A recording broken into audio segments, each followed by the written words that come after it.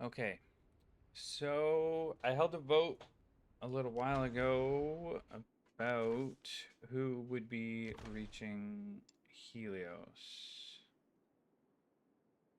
And that's for transfers. This one here. Okay, so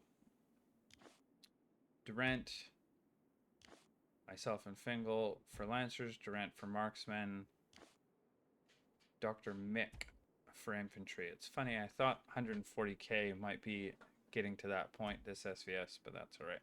So the reason I was asking is because in the future, what we're going to do in the near future, what we're going to do is individual people sending only one troop type for garrison. So it's super important that not everyone goes directly for infantry Helios. And I say infantry because that's generally the first of everything that people go for, whether it be hero gear, chief gear, charms. Um,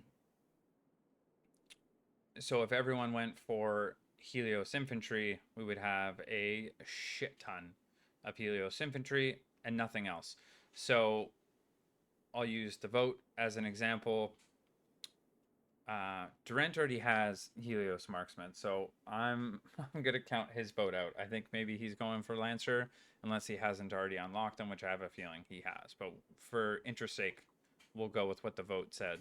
So Durant goes for Helios marksman, Fingal Helios Lancer, Dr. Mick Helios infantry. So for castle rallies, for castle garrison, Durant's only sending marksmen. Fingal's only sending lancers. Dr. Mick's only sending infantry. As you can see, I will have all three done by this SVS. Infantry marksmen are done.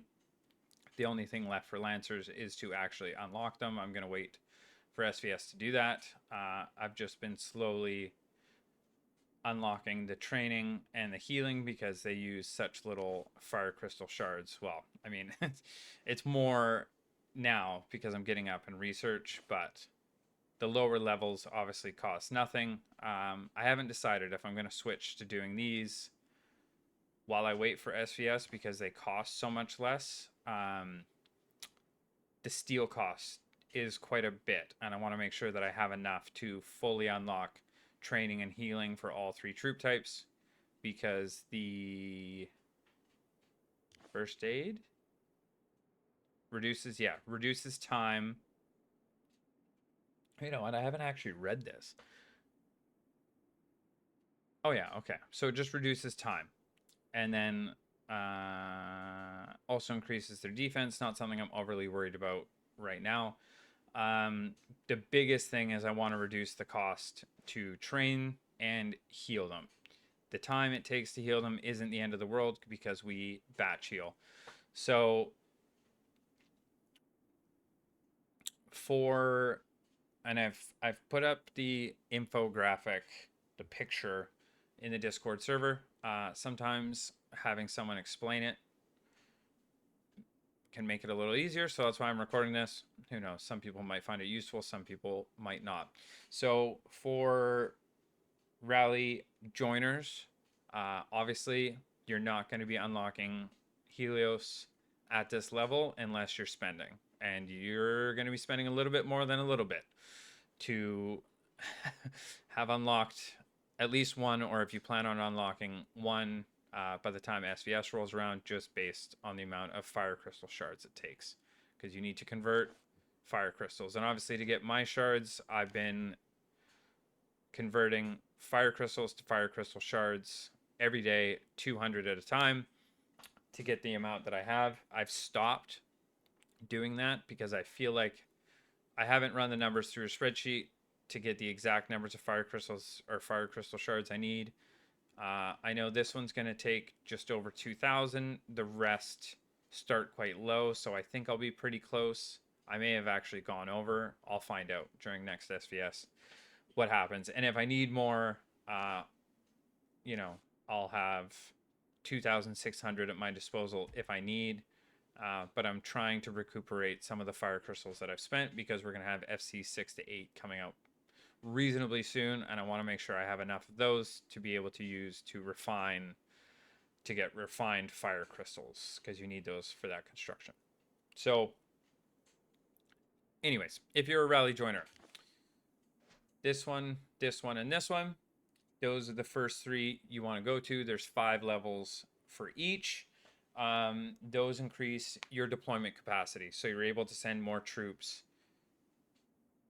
per rally that you join, or in garrison you're able to send more. Each of them does, once they're max level, I think it's 200 per level, they'll increase your deployment capacity by 1,000 each, so that gives you 3,000 more troops that you can send out once you unlock all 3.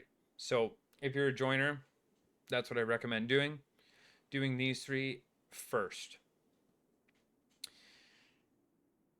and then the rest is going to kind of be up to you. So I think what most people are going to end up doing is picking a troop type and going for it. I think that's the best choice if you're not a rally lead. If you're a rally lead, what you want to go on to next is Crystal Vision, Crystal Armor, and then Flame Legion. So Flame Legion increases your rally capacity. There's 12 levels to that. Once that's maxed, it gets you 33,500 additional rally capacity for each of them. So that is just over 100,000, 100,500 added to your rally capacity. This one here on the left buffs lethality by 25% when it's complete. There's 8 levels to that. This one does 25% of health. There's also 8 levels to that. So that one, this one as well will give you a total 75% lethality buff, 75% health buff. That's important for rally leads to get, to prioritize separating like that. If you're a joiner, there's no benefit to doing that because you're going to be basing all your skill or all those buffs off of your rally lead. So once you get these first 3 unlocked, I recommend you just pick to one troop type and start plugging away, because it's going to take a long time unless you're spending money. And if you're free to play, low spend, you're going to want to be redeeming your steel for your fire crystals, because you're never going to burn through steel as fast as you are fire crystal shards with this, because, well, as you can see, to get to this point, it requires, 2,236 fire crystal shards for that. So as free to play, you won't be burning through steel faster. I'm the opposite. I've actually had to buy steel a few times, which I'm not overly happy with, but I didn't want to wait for my expiration to give me some free steel, and the intel missions don't bring it in fast enough. So who knows, during SVS I might need to buy more steel, but I'm hoping over the next while I'll be able to accumulate enough to be able to complete as much as I can. And if it's just some first aid left, I will just wait and do that another day. So yeah, focus on one troop type. If you're free to play, low spend. It sounds like it's going to be a non-issue for this SVS at least. But everyone that's working towards it, I'm not sure if you've all been splitting it evenly, splitting it between those, splitting it between those, splitting it between those. If you're not a rally lead, it's not the most important, or it's not important. I'll just say that. Sure, it will increase your health and lethality buffs. Long term, it's just going to take you that much longer to unlock a Helios troop type. And once you do unlock the Helios troop type, you don't want to start training them. You don't want to start using them until you've unlocked at least some of these, because it's going to cost you an arm and a leg to train them and an arm and a leg to heal them. And if you're free to play, low spend, you're going to be broke after one garrison gets hit out, because they are expensive to heal and to train. Okay, so after we get past this point for rally leads, so to unlock the Helios Marksman, you need to have everything maxed. These ones have 12 levels. This one and this one both have 12 levels to them as well before you're actually able to unlock the Helios. Um, this one here, this one gives a max 40% attack at level 12. This one gives 40% defense. So if you're rally lead, and I mean, Durant and I are going to be the only two people at this level in our alliance, at least. There's no one else that's been chucking this much money at the War Academy, at least this early on. That might change in the future, but those are the next priorities for a rally lead. So that's what I did last SVS. I did all of those. I got all of them to max first. Then I started going onto the Helios and got these ones complete after that. Trying to think. I think that's the main bit. But what I just don't want everyone doing is like spreading them out evenly across all of them right off the hop, because it's not going to benefit you in the long run, in the short run, especially if you don't have a ton of fire crystals. And we've talked about this before in Alliance chat. I know some of you may have not have read it or been there. FC8 troops are stronger than FC5 Helios troops. So if you rush to FC5 Helios, but then you don't have the fire crystals so then you can't refine them into refined fire crystals, and you can't unlock the next furnace levels, you're going to be weaker. And you're going to have next to no other resources because you've completely depleted everything just to unlock them. And then it's like having a nice Ferrari that you can't afford the gas for because this is expensive. I don't know why I chose that analogy, but I feel like it's fitting.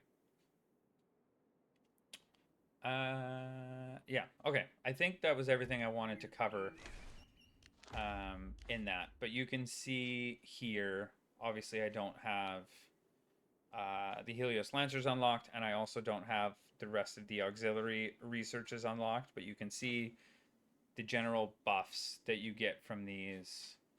Like, it's pretty substantial. They all stack up, and of course that adds to our regular research as well. So you'll have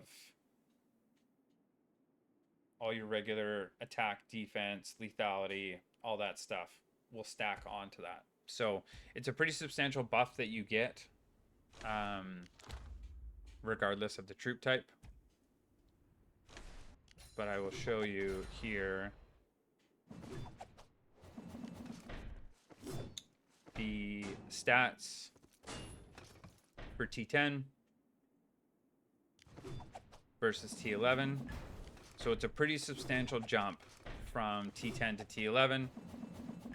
But like I said earlier, when we get to FC 6 to 8, an FC 8 T10 is going to be stronger than an FC 5 T11.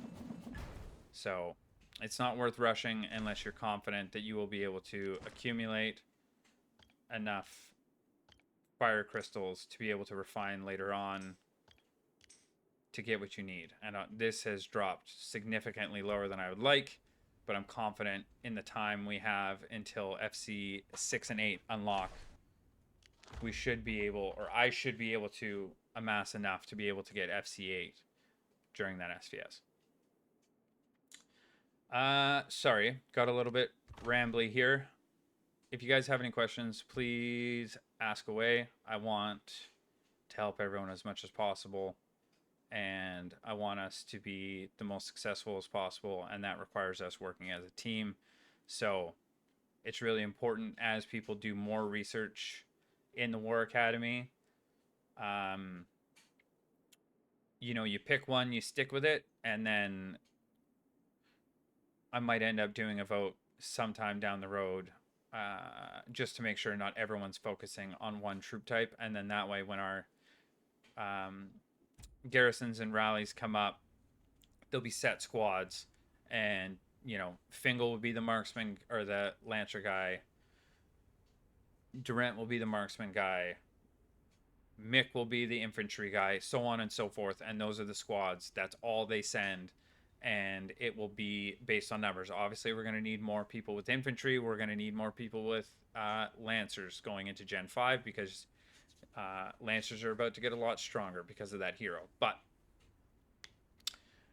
instead of sending your regular troop ratio,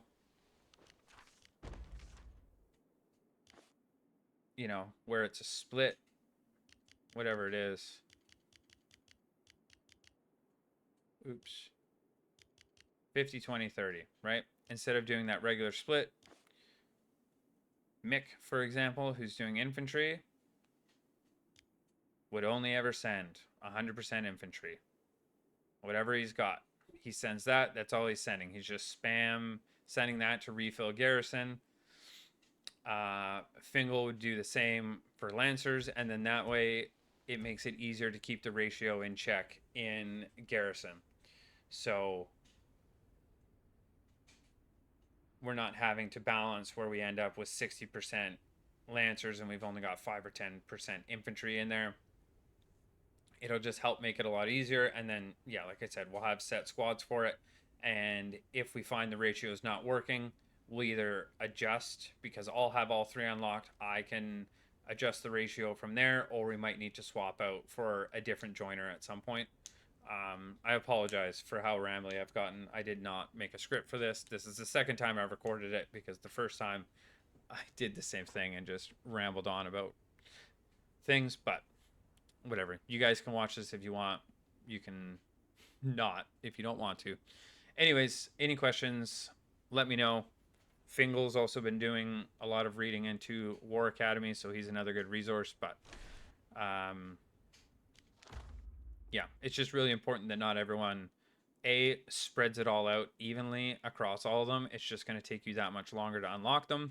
If you really want to do that, so be it. If you want to unlock at least one troop type earlier and be a part of Castle Rally's Castle Garrison in the next few SVS, what we're going to be looking for is people with specific troop types that they're focusing on, and that's the only thing they're focusing on. Yeah. All right. If I don't stop this, I'm just going to keep saying the same thing over and over again.